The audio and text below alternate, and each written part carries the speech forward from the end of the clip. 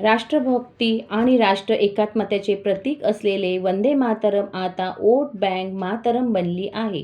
काही लोकांकरिता ही वोट बँकचे सर्वस्व बनली आहे, अशी टीका भाजपाचे राष्ट्रीय प्रवक्ते शहजाद पूनावाला यांनी काँग्रेसवर केली असून देशाच्या विभाजनाचे बीज याच वंदे मातरम गीताच्या विभाजनात दडले सांगितले.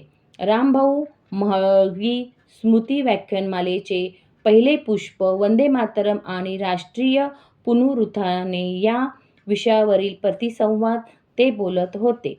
महाराष्ट्राच्या सांस्कृतिक चळवळीमध्ये महत्त्वाचे स्थान असलेले रामभाऊ म्हाळगी स्मृती व्याख्यानमाला वर्ष 40वे दिनांक 8 जानेवारी ते 14 जानेवारी दरम्यान नौपाडा सरस्वती क्रीडा संकुलाच्या मैदानात सुरू आहे. या व्याख्यानमालेचे उद्घाटन गुरुवारी भाजपाचे राष्ट्रीय प्रवक्ते शहजाद पूनावाला, डॉक्टर राजीव पुरी, ज्येष्ठ पत्रकार किरण तारे, मिलिंद भागवत ह्या मान्यवरांच्या हस्ते दीपप्रज्वलनाने झाले. यावेळी व्यासपीठावर व्याख्यानमाला समितीचे अध्यक्ष आमदार संजय केळकर, सचिव शरद पुरोहित उपस्थित होते.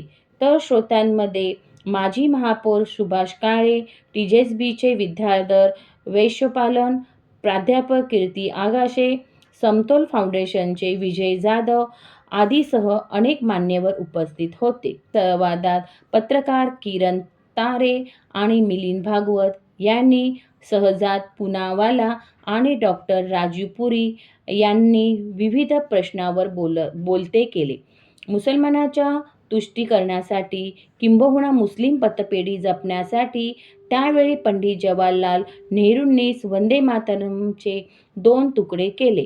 त्यानंतर अखंड भारताचे 2 तुकडे झाले, असे स्पष्ट करताना पूनावाला यांनी 1937 साली नेहरूंनी दबावाखाली सुभाषचंद्र बोस बॅनर्जी यांनी पत्र लिहून वंदे मातरमचे तुकडे पाडण्याचे सांगितले. नंतर राष्ट्रगीत म्हणून वंदे मातरम स्वीकारले गेले. मात्र मुस्लिम धर्माच्या विरोधात असलेले सांगत वंदे मातरम बोलण्यास नकार दिले. ही दुःखदायक बाब आपल्यालाही खंत पूनावाला यांनी व्यक्त केली.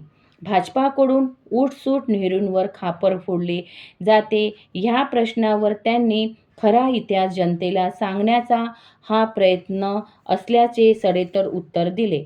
यावर डॉक्टर पुरी त्यांनीही तत्कालीन काँग्रेस धुरंधरांनी इतिहास बदलल्यास नाही तर इतिहासाची मोडतोड केल्याचे सोदाहरण श्रोत्यांसमोर मांडले. पटेल साहब के साथ हुई जब नेहरू जी को बना दिया, उसके बाद 75 में इंदिरा गांधी जी तो कन्विक्ट हुई इलेक्टोरल फ्रॉड के लिए। 87 में जम्मू कश्मीर का चुनाव चोरी किया गया, ये शशि थरूर ने बताया। और जब तक हमारे ईवीएम नहीं आए थे तब तक बूथ चोरी के किस प्रकार से आरजेडी के लोग और कांग्रेस के लोग बूथ चोरी करते थे, ये किसी से छुपी हुई बात है क्या? और बाकी सब तो छोड़ दो। एक सबसे बड़ा उदाहरण इटालियन मॉडल का, एक महिला आई 68 में, मैं नाम नहीं लूंगा, आप बहुत समझदार है, सब लोग समझदार हैं। 68 में शादी करके आई, 83 में नागरिक बनी, पर 80 में ही उनको वोटिंग का अधिकार मिल गया, उनका नाम इलेक्टोरल लिस्ट में था। इसको बोलते हैं वोट चोरी। तो मुझे लगता है जो खानदानी वोट चोर है वो कहते हैं ना कि झांकी रही भावना जैसी प्रभु मुहूर्त दिखे थे तैसे उनको सब जगह वोट चोरी दिखता है, पर दरअसल ये वो कहते हैं ताउम्र कांग्रेस यही गलती करती रही, धूल चेहरे पर थी, कांग्रेस आईना साफ करती रही। वो जेनजी दिख रहा है तो मैं उसके लिए बोल देता हूँ, दोष बेटा में है, वो दोष डेटा को देते हैं। अब बेटा बदलो ना, डेटा से क्या होगा? तो इसमें एक बात